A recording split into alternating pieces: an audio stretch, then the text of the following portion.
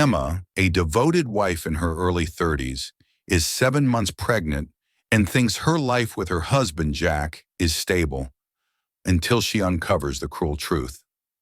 Jack has been having an affair with his young assistant, Lily, and the betrayal cuts deeper when Emma finds out Lily is also pregnant. But the ultimate betrayal comes not from Jack, but from her mother-in-law, Carol, who shockingly sides with Lily. When Emma accidentally witnesses Jack and Carol accompanying Lily to a prenatal appointment, she doesn't cry. She smiles. That bitter smile carries years of pain, secrets, and quiet strength. Because Emma has a past too, one Jack never knew, and a plan she's been quietly setting in motion ever since she suspected the truth. The story unfolds like a quiet storm, unraveling the emotional lives behind the betrayal. Emma's calm exterior hides a heartbreak that's been building for years. What Jack and Carol don't know is that Emma is not the helpless wife they thought, and her revenge isn't loud. It's calculated, and it leaves everyone questioning their choices, their love, and the price of betrayal. The morning sunlight filtered through the sheer curtains, casting a golden hue across the hardwood floor. Emma stood by the window, one hand resting gently on her swollen belly, the other wrapped around a warm cup of decaf coffee. At 7 months pregnant, her world should have felt full, alive with promise and comfort. But lately something had shifted. She could feel it in the air, in the silence between conversations, in the way Jack no longer kissed her on the forehead before leaving for work. Jack had always been charming in that easy, disarming way. When they met, he was the kind of man who held doors open, remembered her favorite wine, and left notes in her coat pockets. For the first few years, their love felt like something pulled from a novel, quiet but certain. He worked in corporate finance, long hours and late dinners. She understood that, accepted it, even admired his ambition. But now his ambition seemed to have built a wall between them, and Emma, once his confidant, felt like a stranger in her own home. She glanced at the wedding photo on the bookshelf. Their smiles were wide, real. At least, she believed they were. They had built a life together in a modest but beautiful house on the outskirts of town. She'd spent the past year preparing the nursery, painting walls in soft shades of sage and cream, folding tiny onesies, and dreaming of lullabies. But no matter how much she busied herself with baby preparations, the feeling of unease followed her like a shadow. Jack had been coming home later than usual, sometimes with no explanation, sometimes with explanations too polished, too rehearsed. And when he did come home, he was distant, kinder than necessary but never present. He listened without hearing, touched without feeling. It was subtle, but Emma had always been good at sensing undercurrents, and something told her this wasn't just about work. Still, she said nothing. Not yet. Carol, Jack's mother, had been visiting more often lately. At first, Emma thought it was sweet, grandmotherly excitement about the baby.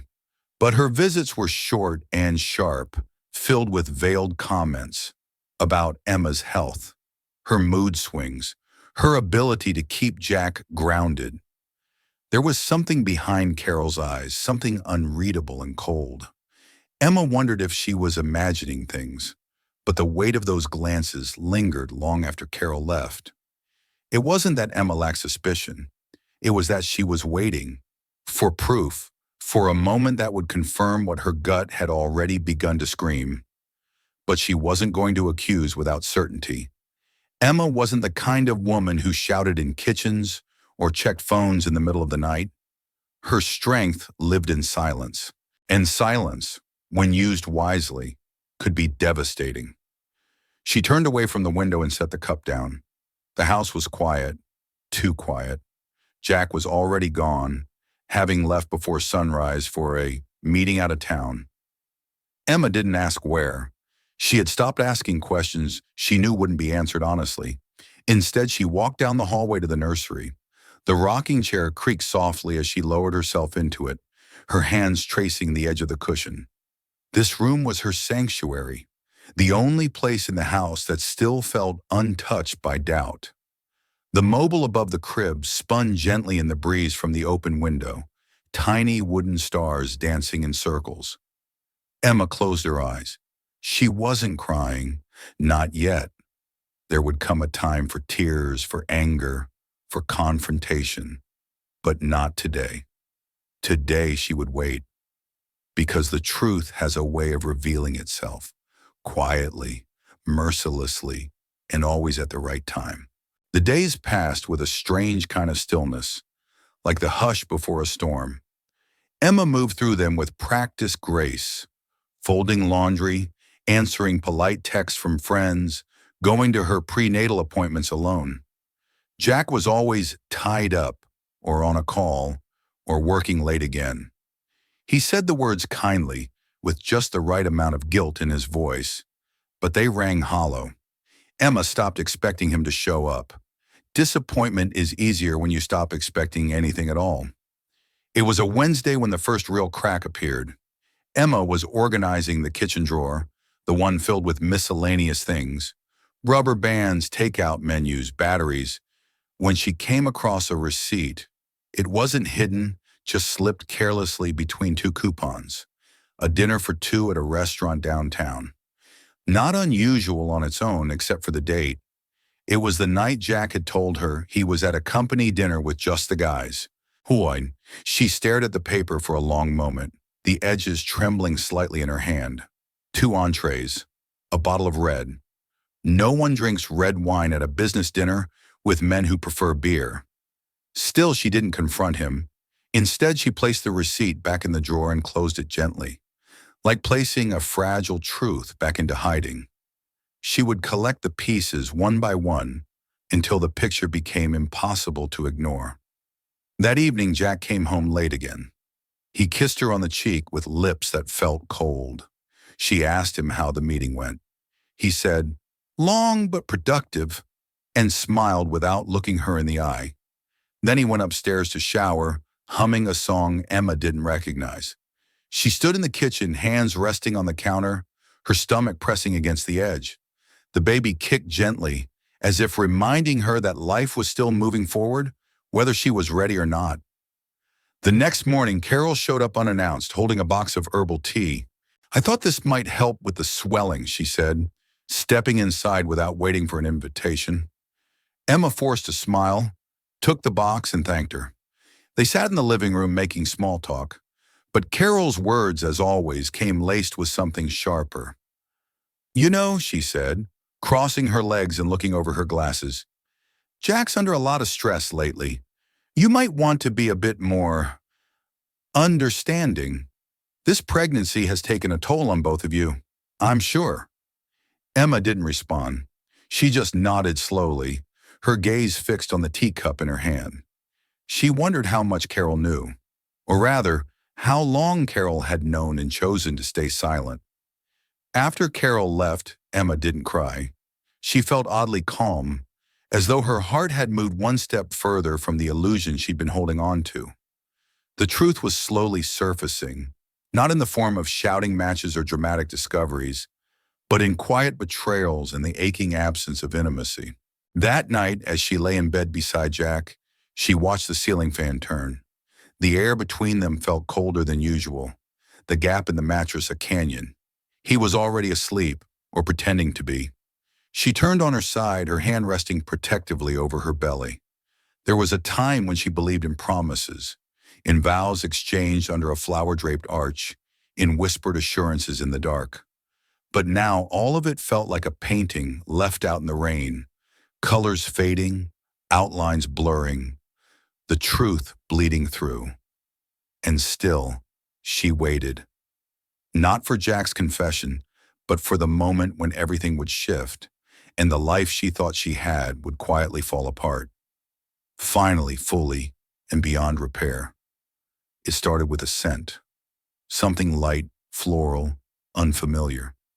Emma noticed it one evening when Jack came home, his shirt collar slightly rumpled, his tie already loosened. He leaned in to kiss her cheek, and there it was, just a trace, but enough. Not her perfume, not anything she kept in the house. It was subtle, almost delicate, but jarring in its quiet wrongness. She said nothing. Instead, she stepped back and smiled, asked how his day had been, and listened as he offered a vague story about a client meeting that ran longer than expected. His eyes shifted away just a little too quickly. He was getting better at lying, she thought. Or maybe she was just getting better at seeing the truth. That night, after Jack had fallen asleep, Emma stood in the master bathroom, brushing her teeth slowly, her reflection calm, composed. But inside, she felt a slow burn, a quiet urgency rising in her chest. She opened the laundry hamper and pulled out Jack's dress shirt from earlier. The scent was there again, stronger now. Not just perfume, but something more intimate, the lingering presence of another woman. She sat on the edge of the bathtub, the shirt clutched in her hands. Her heart didn't race. She didn't feel rage. What she felt was colder, confirmation. This wasn't just a suspicion anymore. This was evidence, physical, tangible, and it settled over her like frost. In the days that followed, Emma began to observe instead of trust. She noticed the way Jack checked his phone with a private smile, how he angled the screen away from her view, the late-night showers, the calls he took in the garage. Every detail that once would have seemed harmless now carried weight. She started writing again, something she hadn't done in years. Not journaling exactly, more like recording moments, like a detective building a case. Names, times, odd phrases. It gave her focus, clarity. In the quiet of the nursery, she wrote with steady hands while her unborn child turned softly inside her. It was on a Friday that everything shifted again. Jack came home early for once, and Emma was surprised. He brought takeout, her favorite, or at least it used to be, and tried too hard to be cheerful. She sat across from him at the table, nodding in the right places, pretending not to notice how his phone kept buzzing in his pocket. He ignored it at first, then excused himself, stepping into the hallway. Emma followed quietly, her feet silent on the carpet. From the shadows, she heard his voice. Low, soft, nothing romantic but intimate in tone. I can't tonight. She's here. I know. I miss you too. A pause, then a small laugh. No, she doesn't suspect a thing. Emma turned and walked away before she could hear more. Back to the kitchen, back to the cold food and the colder realization that Jack was living in two worlds. One where she was the patient, faithful wife carrying his child, and another where she didn't exist at all. But she wasn't the fool he thought she was. She'd given him space to be honest. She'd waited in silence, hoping maybe she was wrong. But now the truth stood in front of her, undeniable, insidious, and wearing a scent that didn't belong to her. She didn't confront him that night.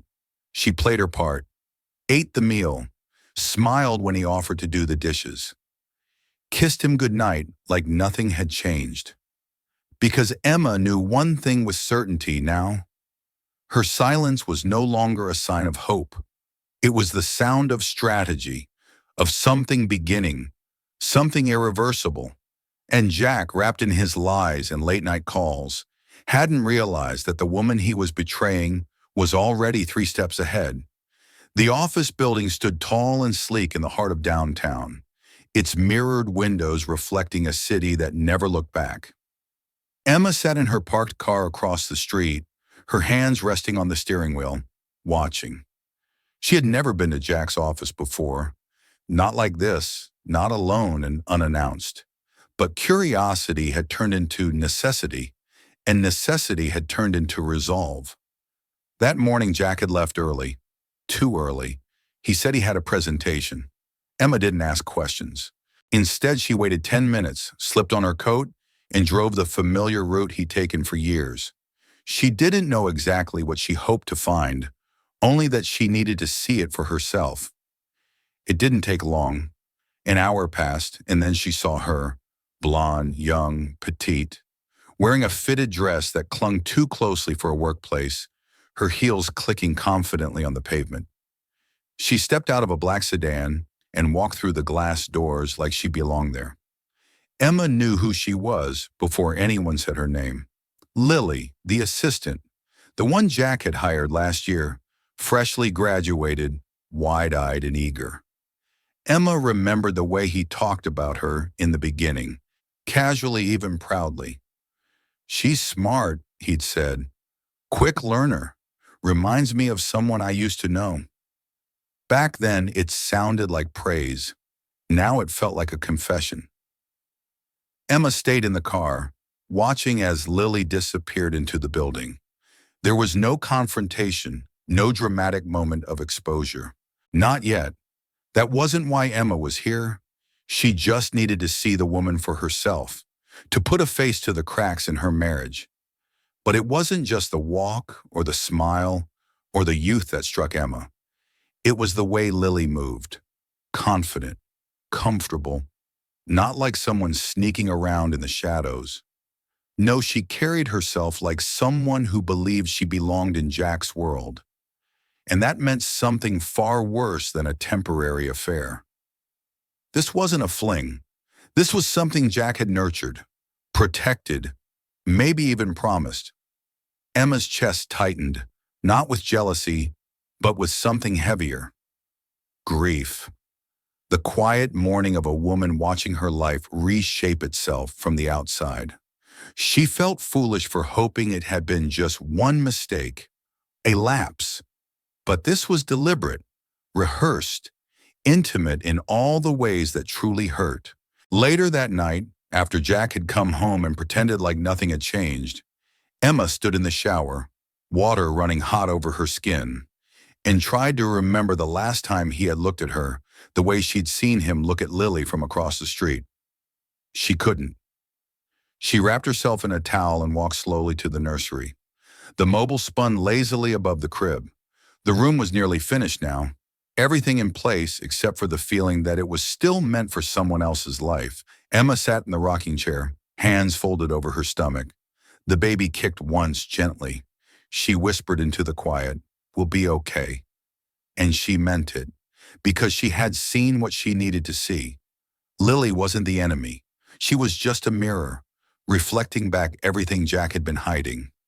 And now that Emma had seen the reflection clearly, she knew what had to come next. Not rage, not begging, not revenge, not yet, but truth. And once it came, there would be no turning back. The following Sunday morning, the scent of freshly baked cinnamon rolls drifted through the kitchen as Emma moved quietly between cabinets. She'd invited Carol over for brunch, a gesture that once would have felt like a simple family gathering, but now it carried the weight of something heavier, something measured. Emma needed answers, not from Jack, from the woman who had raised him. Carol arrived precisely at 10, as punctual as always, dressed in a pale blue cardigan, pearls at her neck, her lips pulled into the kind of smile that didn't reach her eyes. She kissed Emma on the cheek and placed a box of prenatal vitamins on the counter. "I read these are good for brain development," she said cheerfully. "Thought I'd bring some by. You're probably not keeping up with everything these days." Emma smiled politely, thanked her, and gestured to the table. They sat together, clinking cutlery, sipping lukewarm coffee. The conversation drifted from neighborhood gossip to baby names, and then, almost imperceptibly, shifted. "You know," Carol began, her tone light but purposeful, "I've been thinking a lot about Jack lately. This transition to fatherhood, it's been stressful for him." Emma kept her eyes on her plate. "He hasn't said much." Carol sighed, reached for her mug. "That's just how he is.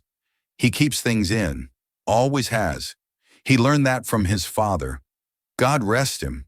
And sometimes, well, when men feel overwhelmed, they drift." Emma looked up slowly. "Drift?" Carol met her gaze without flinching. "I'm not saying it's right. I'm saying it happens. And as women, we have to learn to accept that. It's not always about us failing. It's about them needing something different, just for a while." The words hung in the air like smoke. Emma didn't respond right away. She studied Carol, the neat hair, the pressed slacks, the way she always sat like a guest in her own family's life.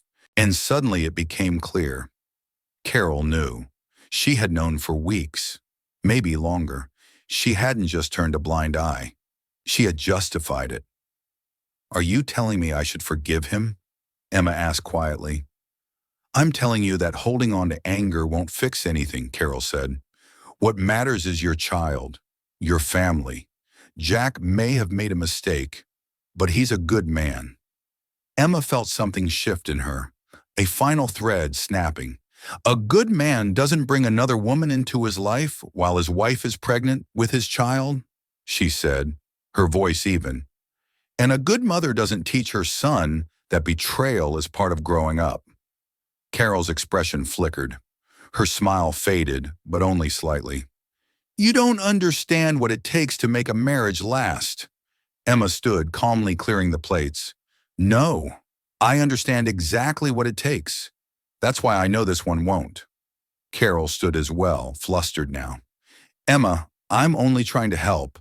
"You're trying to protect him," Emma said, not turning around. "Just like you always have. Even when he was wrong. Especially when he was wrong." The room fell silent.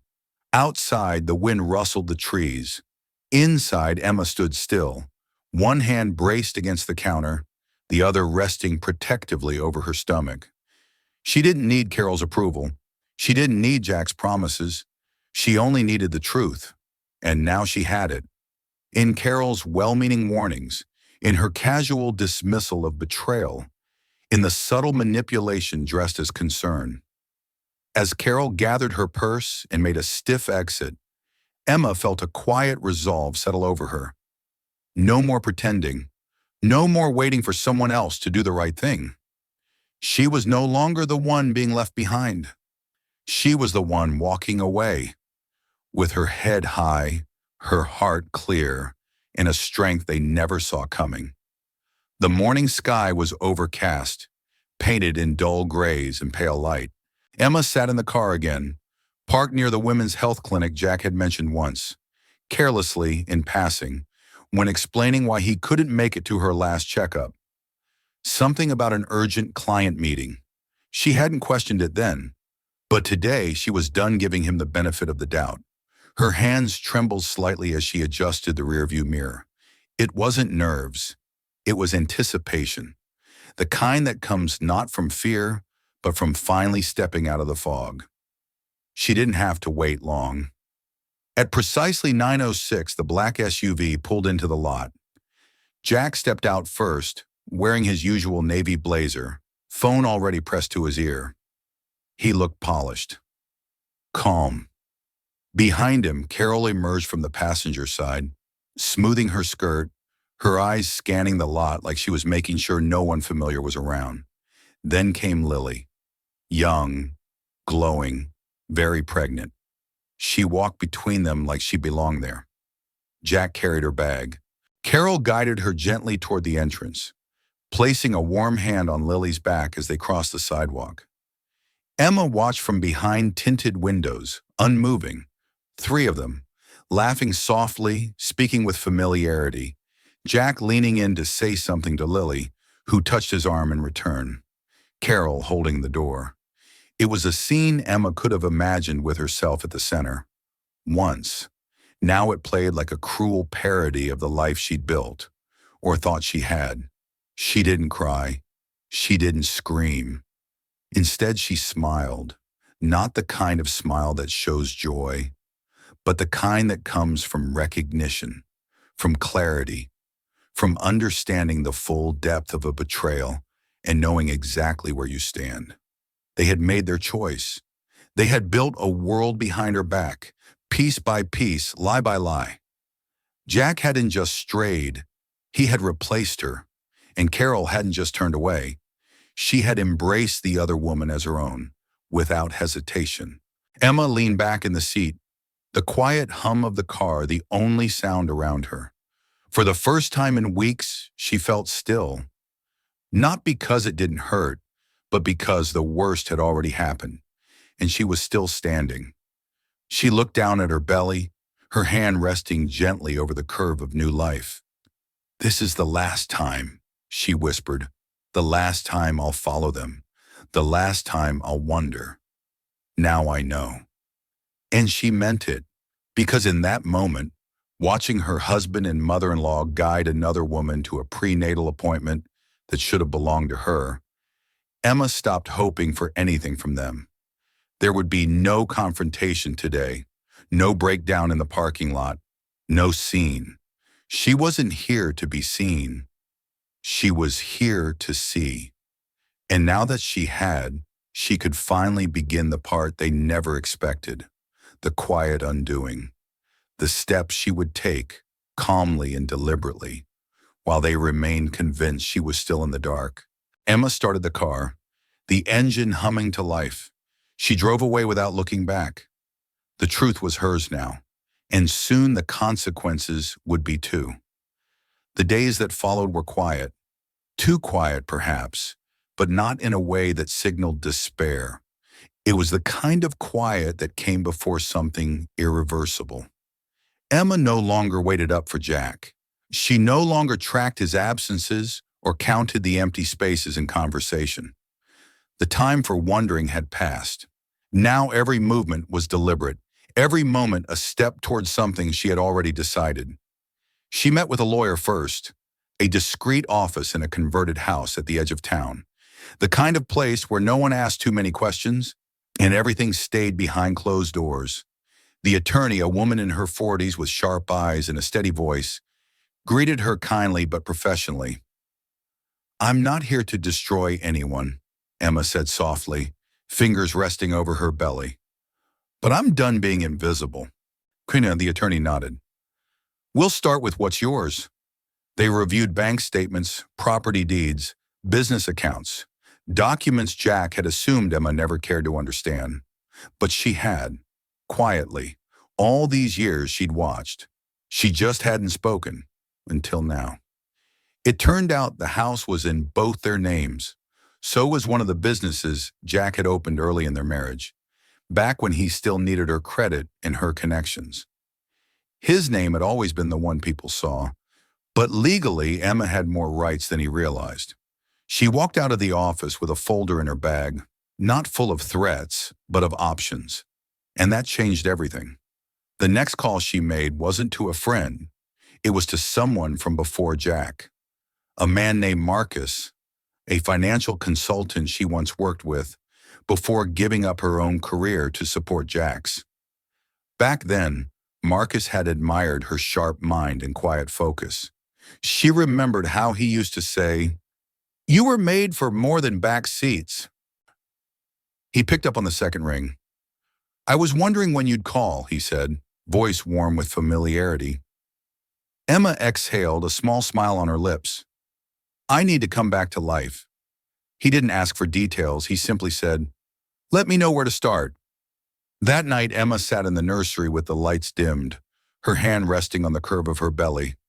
She had replayed the moment in the clinic parking lot 100 times, but it no longer stung. It had become something else now. Fuel, proof, a quiet severing of illusion. She thought of Lily, glowing with the confidence of someone who had never had to earn it. She thought of Carol, loyal not to truth or family, but to appearances. And she thought of Jack, so sure, so entitled, so unaware of how deeply he'd underestimated the woman he'd married. He came home late again. She didn't ask why. He kissed her on the forehead, told her he loved her, and disappeared into the shower. Emma stared at the bedroom ceiling, her expression unreadable. She knew now that the end wouldn't be loud. There would be no screaming, no accusations hurled across the dinner table. She wouldn't give them that satisfaction. What she was building was quieter, stronger, permanent. Jack didn't know it yet, but the woman sleeping beside him was no longer his wife in anything but name. And soon, not even that. In the stillness of the early morning, before Jack stirred in bed in the house filled with routine sounds, Emma stood by the window in the nursery, watching the sky lighten behind the trees. The baby moved inside her, slow and gentle, and she laid a hand over her stomach, grounding herself. The past few weeks had moved like clockwork. Documents filed, plans set in motion, people contacted. But this moment, this pause, was for her. Because before she could fully walk away from Jack, she had to remember who she was before him. Once, Emma was the woman who made her own decisions without asking for permission. She had been top of her class in business school, sharp-eyed and ambitious. Before Jack, she worked in corporate strategy and held her own in boardrooms full of men twice her age.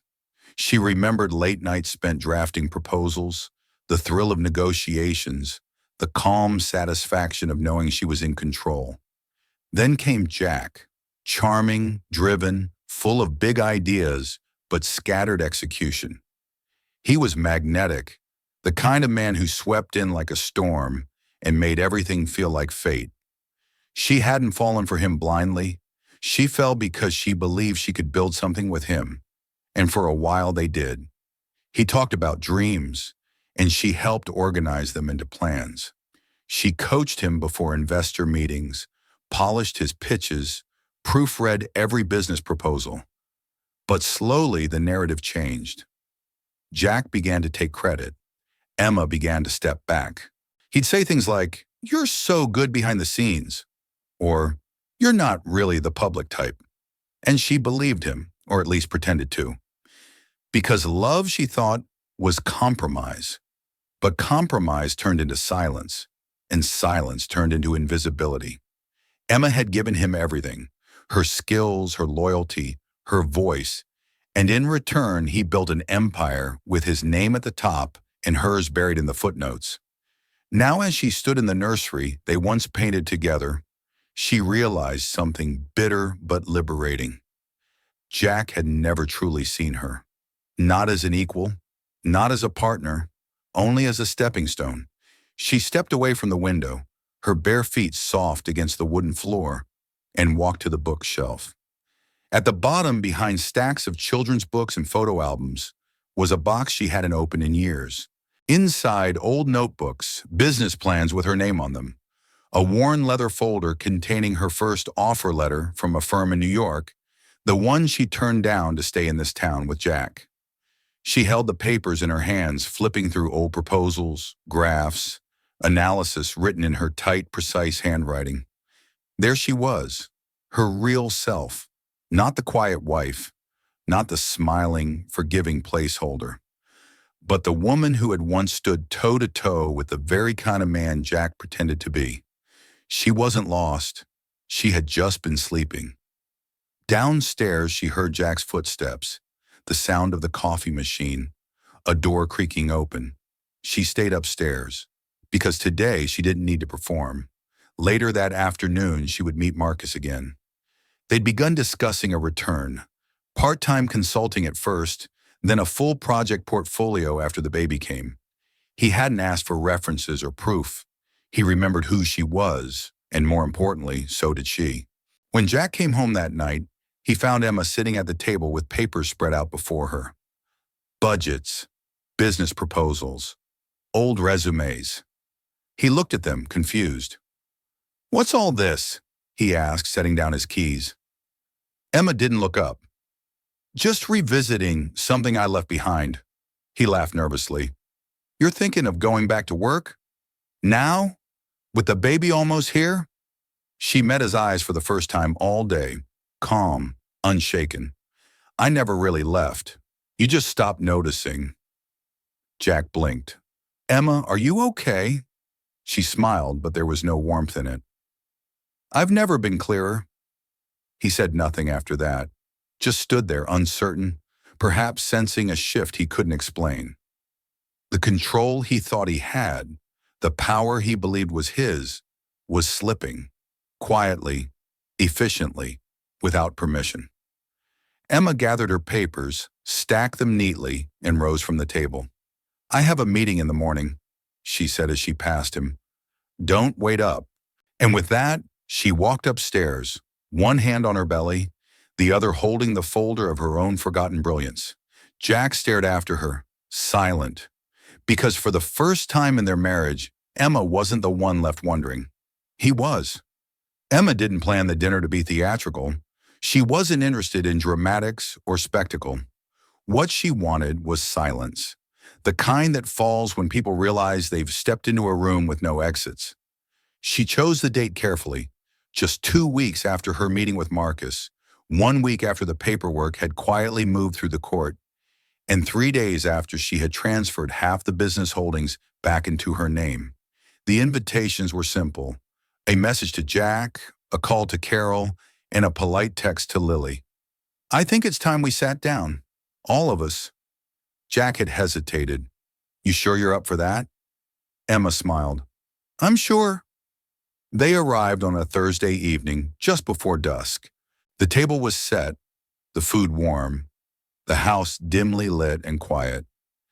Emma wore a soft cream sweater that hugged her pregnancy gently, her hair tucked behind her ears, her face calm, too calm. Jack entered first, kissing her cheek like nothing had fractured between them. Carol followed, her eyes scanning the room with suspicion cloaked in politeness. Then Lily, round and glowing, offering a hesitant smile. "Thank you for having me," she said. Emma gestured to the table. "Please, sit. You're all welcome here." They made small talk for a few minutes. The weather, the baby's due date, the hospital bags. Emma listened, nodding, saying little. Her hands remained folded in her lap, her eyes unreadable. The warmth in the room was forced, unnatural. It didn't last. Midway through dinner, as Jack reached for the salad bowl, Emma stood slowly and walked to the sideboard. She returned with a folder, thick, sealed, neat. "I'd like to share something," she said, placing the folder on the table. "Since we're all here." Jack's hand froze midair. Carol straightened. Lily looked confused. Emma opened the folder and pulled out a single sheet. "This is a list of business assets," she said, her voice quiet but steady. "Jack and I co-own most of them. He's transferred some under false pretenses, but legally, those contracts are void. My lawyer is taking care of the rest." Jack's face flushed. "Emma, what is this?" She didn't flinch. "This is me reclaiming what I built. You used my credit, my network, and my silence. I no longer offer any of those things." Carol's voice cracked. "Why are you doing this? In front of Lily? She's carrying your husband's child." Emma turned to her mother-in-law, expression unchanging. "Exactly. And you carried his lies like they were sacred. You looked me in the eye month after month and pretended you didn't know." Lily spoke up, quiet and trembling. "I didn't mean to hurt you. Jack said you two were distant." Emma looked at her, not with anger, but with a clarity Lily didn't expect. "You're not the first girl to be lied to by a man in a suit," she said softly, "but you're old enough to know when something's wrong. You chose to believe him. Now you can choose to deal with him." Jack stood, now angry. "You're trying to humiliate me?" "No," Emma replied. "I'm trying to release myself." She reached again into the folder and pulled out a second document, divorce papers. "I won't fight you for custody. I won't ask for child support, but I will take what's mine, legally, publicly, and I want it signed by the end of next week." The room went still. Jack sat back down, stunned. Carol looked away. Lily wiped her eyes with a napkin. Emma rose from the table and walked toward the staircase, pausing at the foot of the steps. "One more thing," she said over her shoulder. "The next time any of you want to know how I'm doing, you'll have to ask someone else. I won't be here." And then she climbed the stairs slowly, without looking back. Behind her, the sound of silence rang louder than any words. She had set the table not for reconciliation, but for reckoning. And it had been served. The house was quiet after Emma left the table. So quiet it felt like the walls themselves were holding their breath.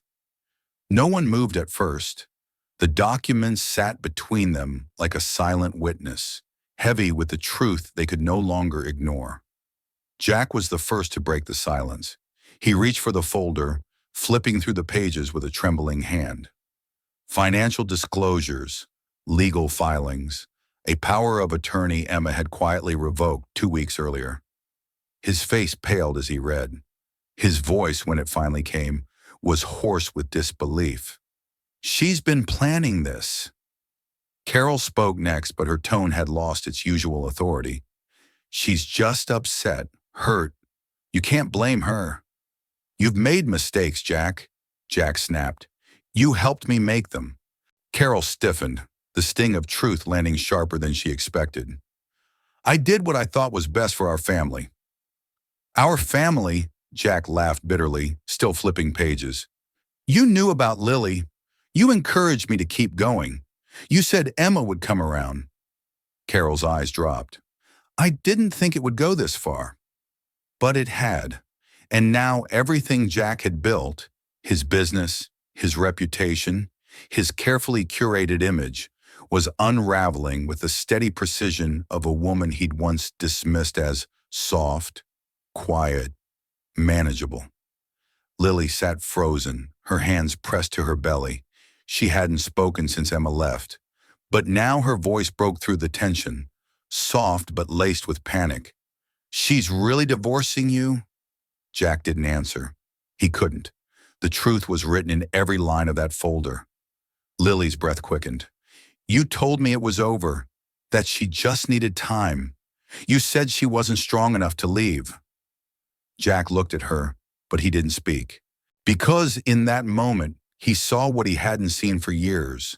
Emma's strength, not loud, not dramatic, but patient, cold, unyielding. Lily's expression changed. She never raised her voice, never came to my job, never threatened me. And now she's ending it all like she's cutting off a branch. Jack stood and began to pace, rubbing his hands over his face. "She's bluffing. She won't go through with this. Not with the baby coming. She needs support." Carol spoke quietly. "She doesn't need anything from you anymore, Jack." That struck harder than anything else. Upstairs, Emma stood in the nursery listening, not to eavesdrop, but to confirm. The walls that once protected her pain were now letting the echoes in, and they were exactly what she needed to hear. Downstairs, Jack collapsed into a chair. "I thought she'd fall apart." Lily rose slowly, her voice barely above a whisper. "She didn't fall apart. She left you standing in the pieces." For the first time since the affair began, Lily realized she wasn't standing next to a man who had won her. She was standing next to a man who had lost everything and never saw it coming. Carol quietly gathered her purse. Her silence now was not loyalty. It was shame. "I should have stood by her," she said, mostly to herself. Jack didn't respond. He couldn't. Because for the first time, he wasn't the one with control. He was the one left behind, while the woman he betrayed walked forward, free and whole. Upstairs, Emma sat beside the crib, her hand on her belly, eyes dry. She didn't feel triumphant. She didn't feel vengeful. She felt clean. For the first time in years, the illusion had shattered, and what remained was only truth. And truth, she realized, was the only thing that could never be taken from her again. The next morning, Emma stood in front of the mirror, buttoning the soft blue blouse she'd bought weeks ago, but never worn. The house was still, filled only with the occasional creak of wood and the distant hum of traffic outside. The nursery door was open behind her, sunlight pouring across the pale yellow rug. It was a new day, and for once, it felt like it truly belonged to her. She took her time. No rushing to prepare Jack's breakfast. No strained small talk over lukewarm coffee. No pretending not to notice the late-night calls or carefully deleted texts. Her phone buzzed on the dresser. A message from Marcus. "Papers processed. You're officially free." She let out a long, slow breath. Not relief, not joy, but something calmer. Like release. Like the quiet that comes after a long storm has finally passed. Downstairs, the doorbell rang. Emma opened it to find Lily on the porch. Her hair was pulled back and her eyes were tired. She looked smaller than Emma remembered. No longer glowing, no longer certain. "I'm not here to fight," Lily said. "I just needed to say something." Emma stepped aside. "Then say it." Lily walked in slowly, glancing at the living room as if seeing it for the first time. "I thought I was different. I thought he loved me. Not like he loved you, but in a way that made sense. We were building something, you know? Even if it started wrong." Emma said nothing. She didn't need to. "I see now," Lily continued, voice cracking, "that I was never the plan. Just a way for him to feel powerful. You were always the real thing. I was convenience." Emma's expression didn't change. "You chose to believe what worked for you." Lily nodded. "I know, and I have to live with that." She paused. "I'm keeping the baby. I don't expect anything from him anymore. I'm not even sure he's capable of loving anyone the right way." Emma looked at her belly, then back to Lily's face. "The child didn't ask for any of this. I hope you give them better than what we were given." A long silence followed, not heavy, but honest. Lily whispered, "I'm sorry, Emma, truly." Emma nodded, but her voice was steady. "I forgive you, but forgiveness doesn't mean return. We don't go back to before. We just move forward."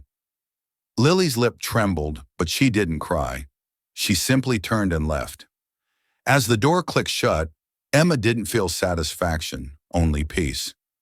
That afternoon, Carol called. Emma stared at the screen for a long time before answering.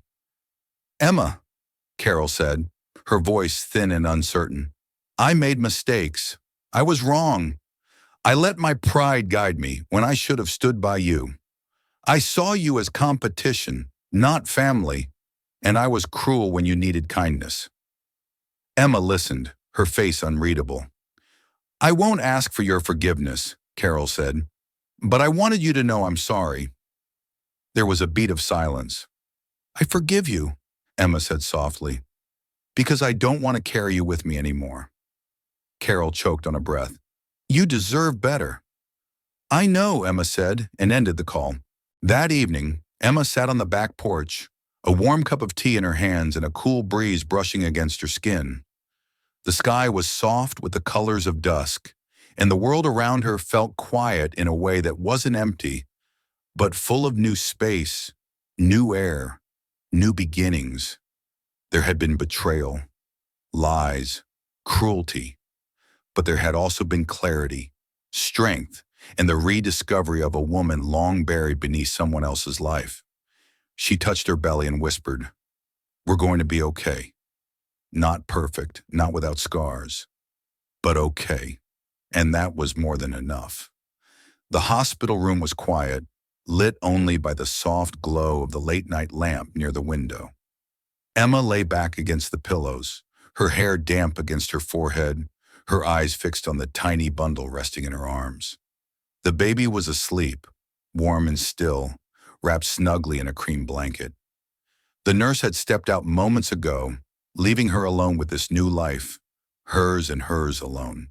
She studied her daughter's face, soft cheeks, a gentle mouth, the faintest furrow in her brow, like she already carried a hint of the world's complexity. And yet, she slept without worry, as if she knew somehow that she was safe. Emma's hand moved gently across the baby's back. "I promise," she whispered, "you'll never have to question if you're loved." Outside the room, voices murmured. She heard them dimly. Jack's voice, anxious and low, speaking to a nurse at the desk. She didn't move. He hadn't been at the delivery. She hadn't called him. But now he was here. A soft knock. She turned her head, and the door opened slowly. Jack stepped in, holding a bouquet of pale pink roses. But they seemed almost comical now. Too little, far too late.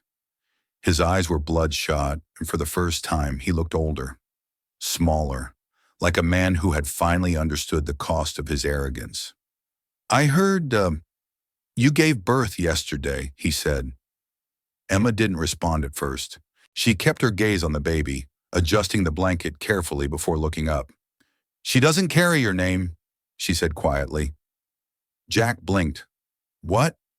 She's not a walker. She's mine. Emma Grace Dawson. And this is Ava." The name landed like a stone in the space between them. He looked at the child, searching for something in her features. Connection, maybe, or belonging. But there was a wall now that couldn't be crossed. "I know I have no right," he began, "but I wanted to see her, and to say, I was wrong about everything.